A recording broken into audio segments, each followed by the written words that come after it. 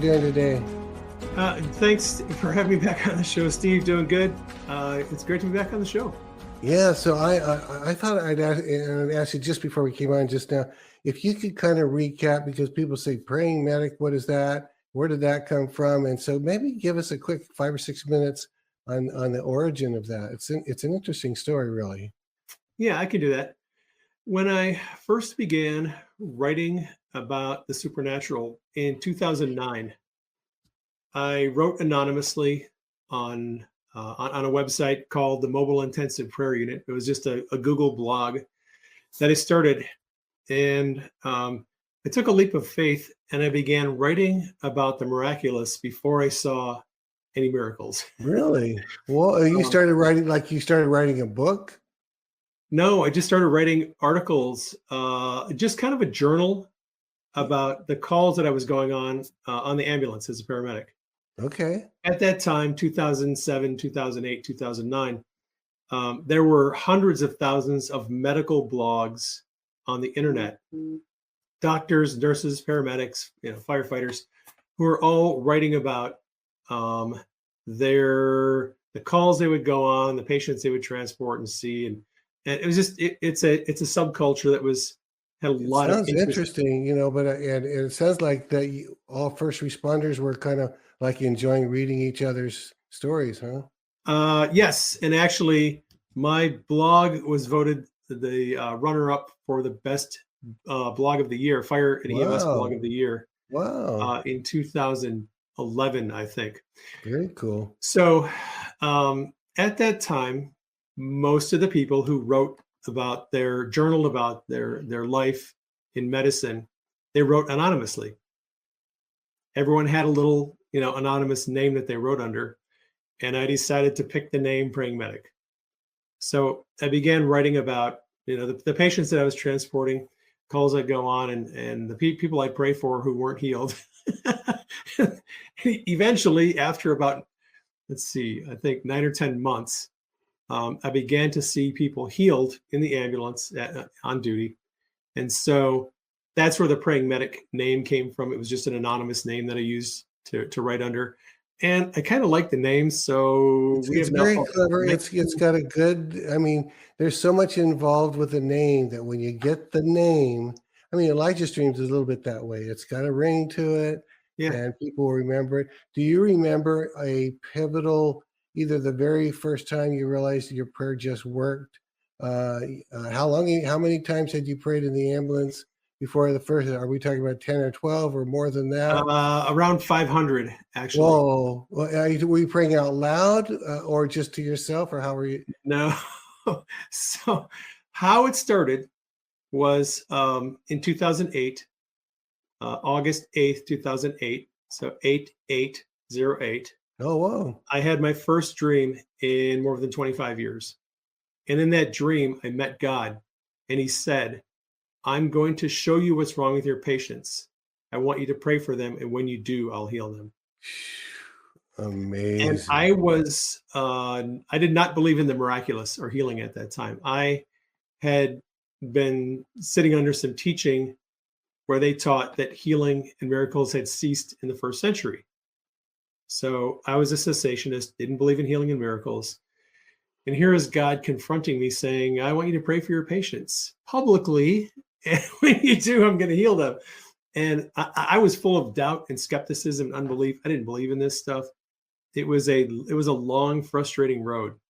I trying to obey God. I went out and on the ambulance, I would pray for people to be healed. To start out with, it was, quiet little prayer. Oh Lord, if it's your will, let this person be healed. You know, I did that for several months, and for all the patients that I transported, I pray for all of them, not with them, not grab their hand and say, "Right in the name of Jesus, I command this evil spirit." I didn't Yeah, do that right away. I was begging God to heal people because that's all I knew. right. It wasn't until almost a year later I started to watch some videos featuring Todd White and a few other people who were having success in getting people healed, and they were posting YouTube videos. And I saw Todd White commanding, ligaments and nerves and tendons to be healed, commanding evil spirits to get out. And I thought, you can't do that. That's not what, like, is that legal? I didn't have a grid for that. I was quite offended when I first saw that. But I wasn't having any success. So I reluctantly changed my approach and started commanding sickness and disease to get out, commanding pain to leave, commanding evil spirits to go. And that's when I started to see people healed. The first one was a woman. She was at a grocery store, and I was there on a hot summer day. I was minding my own business, standing in line at the checkout counter with a bottle of Gatorade. And I closed my eyes, and in a vision, the Lord showed me a picture of this woman standing in front of me. Whoa. And I saw the word migraines. I saw a picture of her, and I saw the word migraines in the picture. And so the Lord gave me a word of knowledge. It was, I think, the first word of knowledge I ever had. So I thought, this is really strange, but I'm going to step out in faith and ask her if I can pray for her. She actually worked in the store. She walked over to the deli, and I walked up to her and I said, "Hey, can I pray for you to be healed?" And she was like, "What do you mean?" And I said, "Well, God told me you had migraines, and I want to pray for you to be healed." And she starts bawling. Really? She's just crying hysterically. I said, "Can I pray for you or not?" She Said, did. "Yes, you can pray for me." She says, "Who are you?" And I said, "I don't know. I guess I'm the guy that God chose to heal you today." I put my hand on her head and I commanded the headache to be gone, and boom, it was gone like that. She was at the checkout counter because she was buying a bottle of Advil to take some Advil because she had a migraine headache at that time. She woke up that morning and asked God, "Lord, when are you going to send someone to heal me?" Whoa. I showed up at the grocery store at work that day. She got healed, and she never had migraines again. I talked to her 8 months later, and she still had not had any migraines after that. That's amazing. So that was kind of the breakthrough, and that's when I realized, wait a minute, this stuff actually works. And then I started to pray for more people on the ambulance. I saw, scoliosis healed. I saw torn meniscus in the knees healed. Scoliosis is no small thing. That's a visually observable thing, right? I've seen people with broken bones miraculously healed. By the time we got them to the emergency department, they had no pain. Really? They could walk with their leg. Yeah, visibly observable results in the ambulance, verified by X-ray and everything. It's pretty crazy. Well, so that's the start. That's amazing. The two things I'll tell you, a couple 30-second versions of it. One of the very first times I was in a group, it wasn't just me, and we agreed we were going to pray for Claudia, our Doreen's best friend at the time. This is like 1982. That's how far back this goes. Wow, that's a long time. Yeah, I was like just shy of 30 years old, 25, 28, somewhere in there. And so she had debilitating arthritis at the age of 29. Like, you could see it. And we'd go to her house and she'd have to use two hands to give us a plate of food if she was kind of serving us. She had this way of serving over her counter, so she would just hand it to you, but she had to use two hands. So when we said we would agree to pray, none of us believed in healing. It was exactly like you did, where you just said, "If it's your will." We did that, and we did it in King James.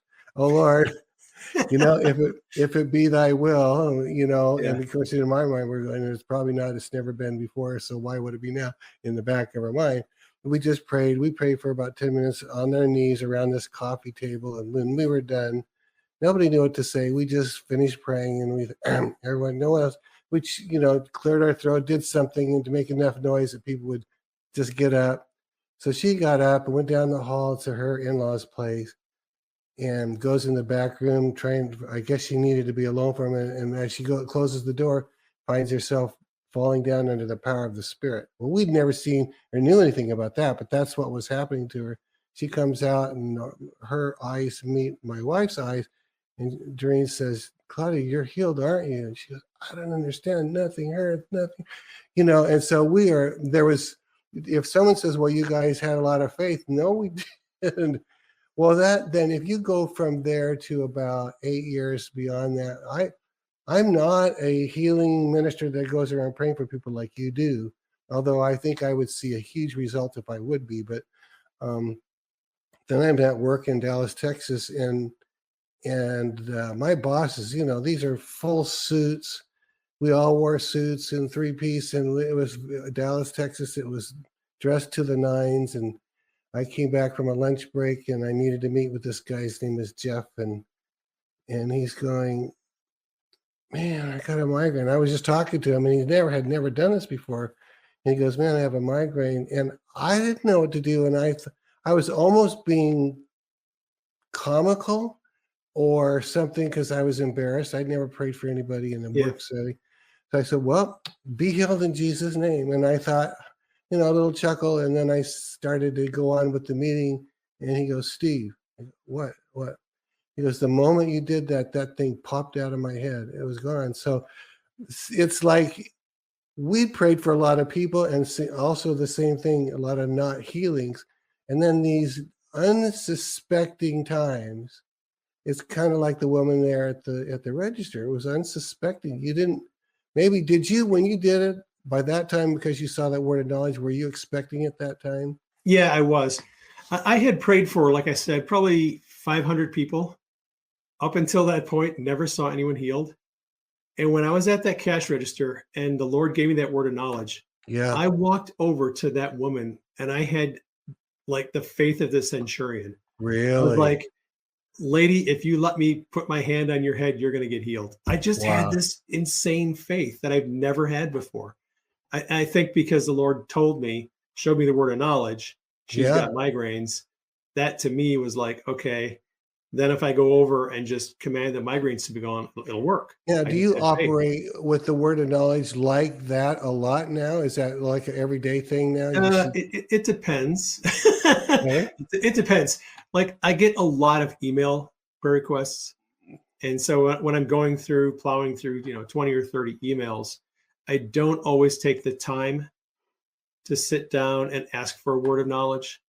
A lot of times I don't think it's necessary, but when I'm doing one-on-one ministry with someone, if they're with me and I have, 3 or 4 or 5 minutes to pray with them, in those situations, I'll ask the Lord, what's going on, what's the root cause of this issue, and then operate out of word of knowledge. Yeah. Wow. And then what's your percentages, if you could say that, and then we'll get into this content. Is it like most get healed, or if half get healed these days, or what? Oh, that's a really good question. It depends on the condition. And boy, it's a little difficult to quantify that. Sure. So what I'll say is this. If it's a condition like a joint injury, so let's say torn rotator cuff or a torn meniscus in the knee, or torn ACL, knees, shoulders, elbows, wrists, I probably have around a 90% success rate with joint injuries. Whoa. They're relatively easy for me because I've just seen so many people healed of that. I would say migraines, similar success rate. Let's see. And then get into things like cancer. Actually, we've seen a lot of people healed of cancer. I post testimonies on my Telegram channel all the time. Really? Probably, I would That's say huge. a third to maybe half of the people we pray for with cancer eventually see a turnaround in a resolution of their cancer. Wow. And then you get into autoimmune conditions, probably I would say about a third to maybe 25% on autoimmune. Autoimmune is often linked to emotional healing, emotional trauma. And unfortunately, there's a lot of people who do not want to engage the emotional healing process. They don't want to go through the pain of dealing with something. Yeah, it's difficult to convince some people that if you go through this emotional healing process, we'll get rid of the junk from your past. It's actually probably causing some of your issues right now. Some people are willing to do it, some are not. So, like I said, my success rate, it kind of varies, depends on what the condition is. And the last question on that, the ones that are that don't choose to engage, Do you think it's more that they don't want to deal with the pain, or that they just simply don't Yeah. believe in this mumbo jumbo stuff? Yeah. I've got a friend. She's a Christian. She's an acquaintance, and she has a neurodegenerative disease. And she has been through, like a lot of people, she's Yeah. been through every kind of traditional medical treatment, every kind of alternative therapy, every kind of nutrition, every kind of diet, everything you can think of. And she's not getting any better. And she asked me for prayer a couple of weeks ago, and we went back and forth a little bit. And I suggested that she might need emotional healing, and she did not want to talk about it. She says she doesn't hold grudges. She's not angry at anybody. She lets everything go. That can't be it. It's got to be something else. And so she just wasn't really willing to engage the emotional healing uh, dynamic. And if you're not willing to engage the healing process, you're not going to get healed. So it's just like, okay, I tried. I know the gift that's in me. I mean, you say to yourself, at least, Yeah. I know the gift that's in me, but if you're not willing, you're not willing, and You're not willing, move you're on. not willing. And, Yeah. God honors our free will. Yeah, that's really good. All right. Well, listen, let's talk about the trauma and emotional healing, because that's what you just mentioned. So let's jump into that subject. Nice Here we little go. segue. Yeah, nice. Yeah. So what I've found over the last, let's see, I started doing emotional healing probably in 2013 or 2014. And I had really good success in physical healing, Okay. seen a lot of breakthrough, but I was transporting a lot of patients who have, diagnosis, everything from bipolar, schizophrenia, and all different, suicidal ideation, all kinds of mental health disorders.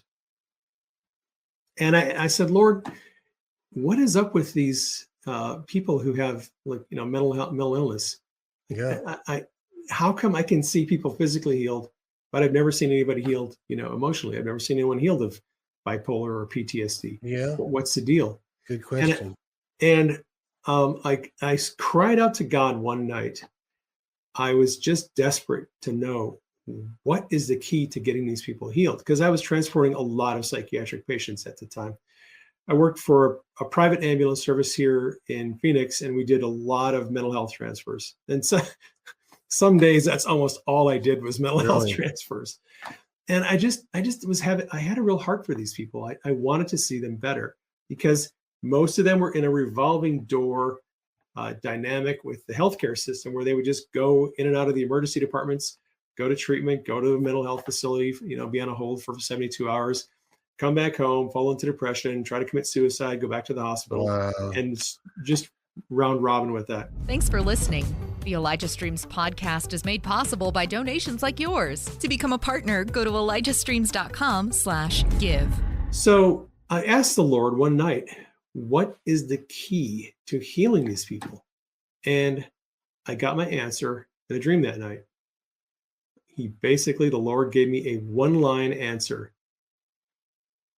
Mental illness is healed through love. Whoa. Yeah. And I was like, okay, that's not really the answer I wanted. It's so subjective and nebulous. I was hoping for a PowerPoint presentation with some bullet points. Do this and do this and try this and add this. And like, healed through love. What is it?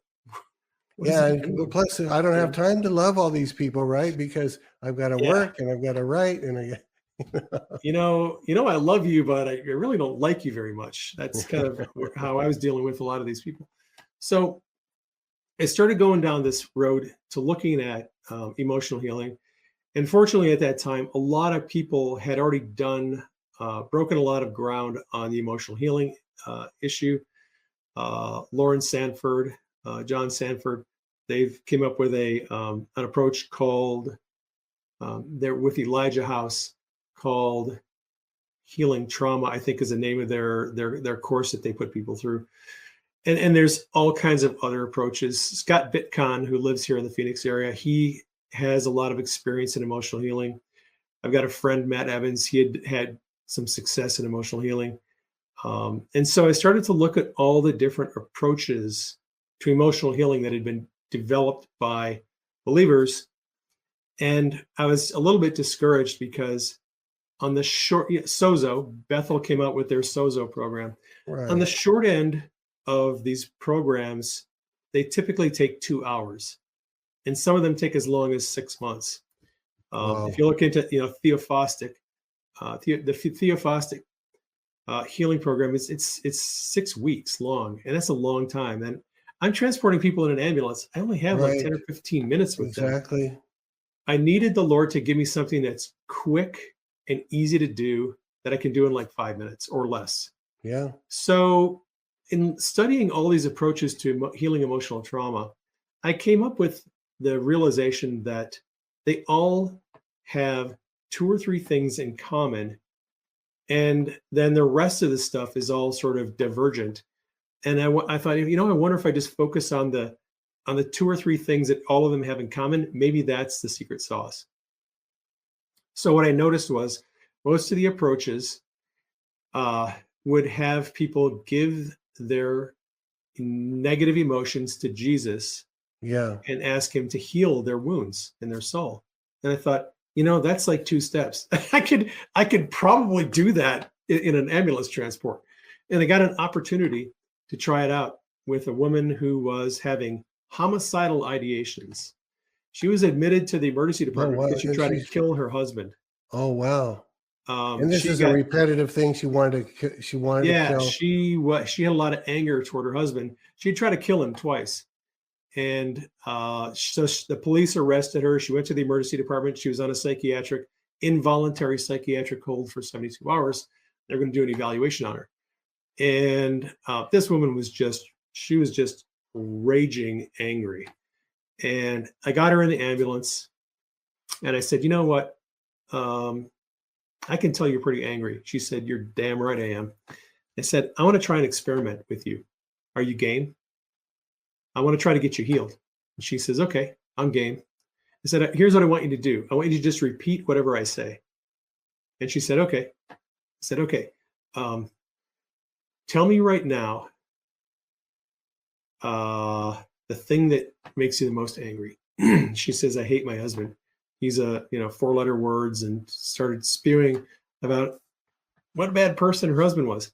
I said, all right, what emotion are you feeling right now? She said, anger. And I said, okay, repeat after me.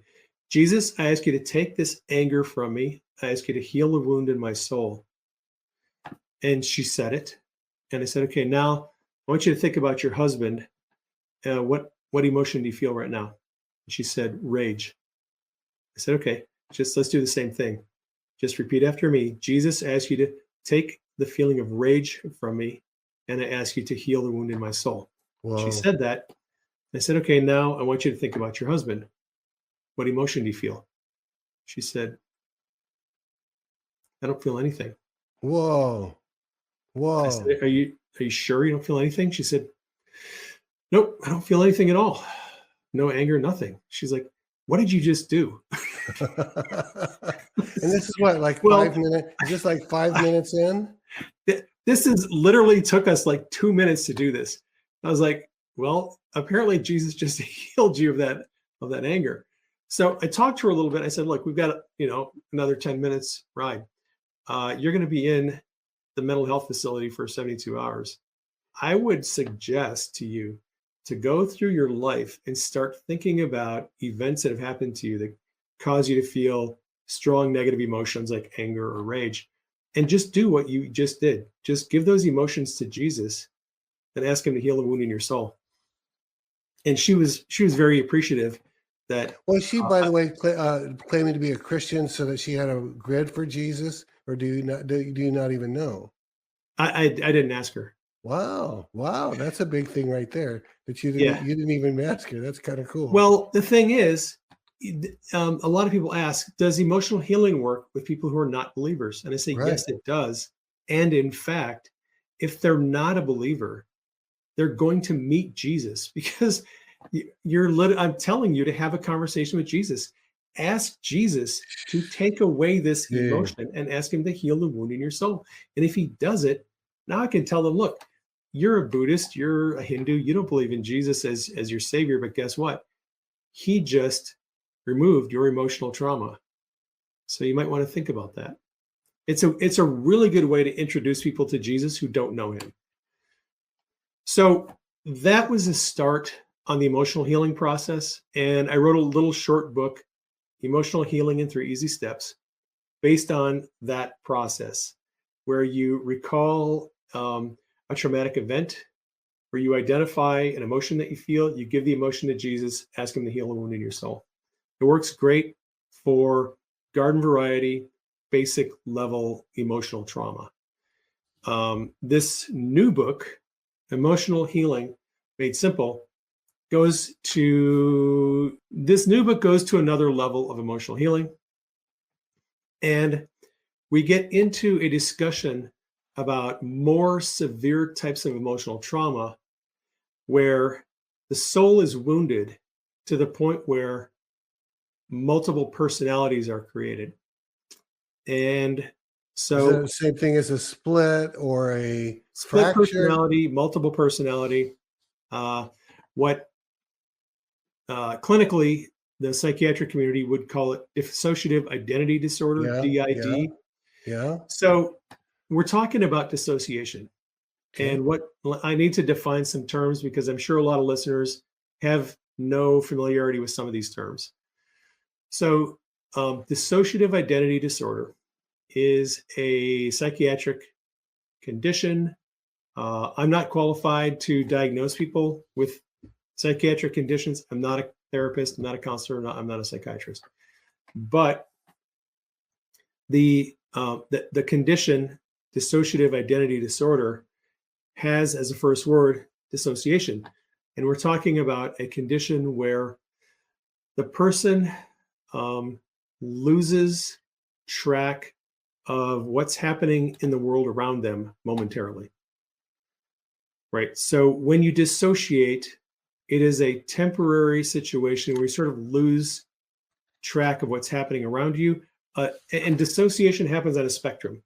Mild dissociation is daydreaming. Oh, really? If you remember back to, you're in school, in elementary school or middle school, and you're staring out the window for 3 or 4 minutes, imagining what you're going to do after school because the teacher is boring you to death. Daydreaming is a mild form of dissociation. Is that just a God-given thing, or is that some sort of dangerous thing if it's not correct? No, it's a God-given gift. Okay, It's a God-given gift. good. And so when you momentarily lose track of what's happening around you, that's called dissociation. Okay. So what happens with emotional trauma is, and I'll make this as brief as I can. The soul can be wounded by emotionally traumatic events. And by emotionally traumatic events, I'm talking about things like the death of a close friend, the death of a parent, the death of a child, a divorce, being fired unexpectedly, losing your house, losing your job, breaking up with a girlfriend, boyfriend, those types of events. I mean, domestic violence, And in domestic violence. And if you get into things like if you're in law enforcement or emergency medical services or the military, seeing people die in front of your eyes, holding people in your arms while they take their last breath and die, seeing tortured, beat, mangled children, all of these things cause emotional trauma. Yeah. And if you know people in the military, if you know people in law enforcement and EMS, you probably know somebody who's got PTSD, post-traumatic stress disorder. They have memories, flashbacks, sudden onset of feelings of guilt, fear, shame, hopelessness, despair, anger, the list goes on.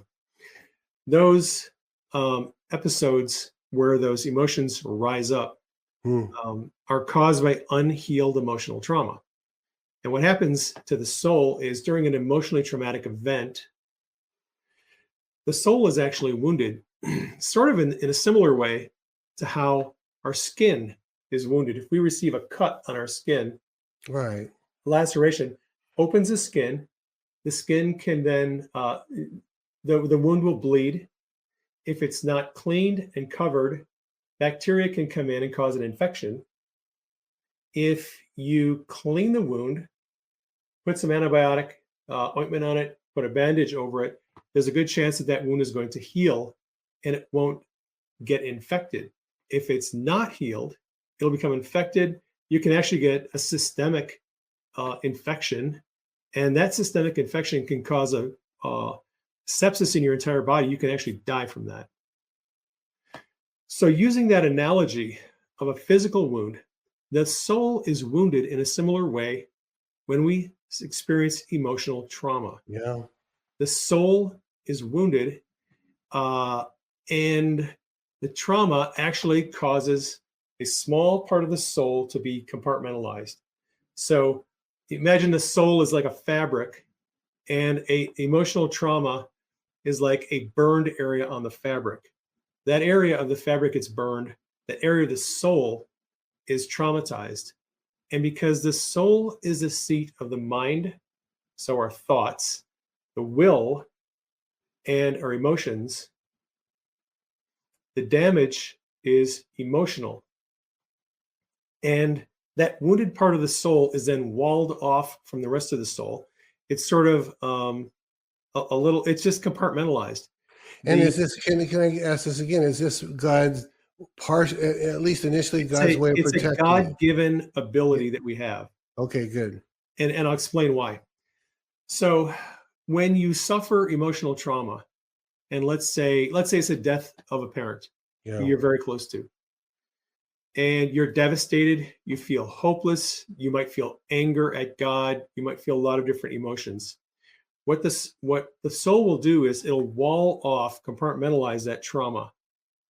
And a part of your soul is formed that hangs on to the emotions and the memories of that event. Now, that part of your soul that retains the memories and the emotions of that traumatic event is in emotional healing, in the realm that I work in with my friends, we call that a part. It's a part of your soul that is traumatized. Okay. That it is also called in a fragment. So a part of your soul is also called a fragment. So part or fragment, those are two words that we use to describe the wounded part of the soul. And because the soul is the place where we develop our personality, these wounded parts of the soul can develop their own personality. And when a wounded part of the soul develops a personality, it's called an alternate personality, or alter for short. ALTER, not ALTAR, not the kind of altar in the temple. It's alter is short for alternate personality. So what happens is when we're traumatized, we develop alternate personalities. And these alternate personalities have the ability to come up and take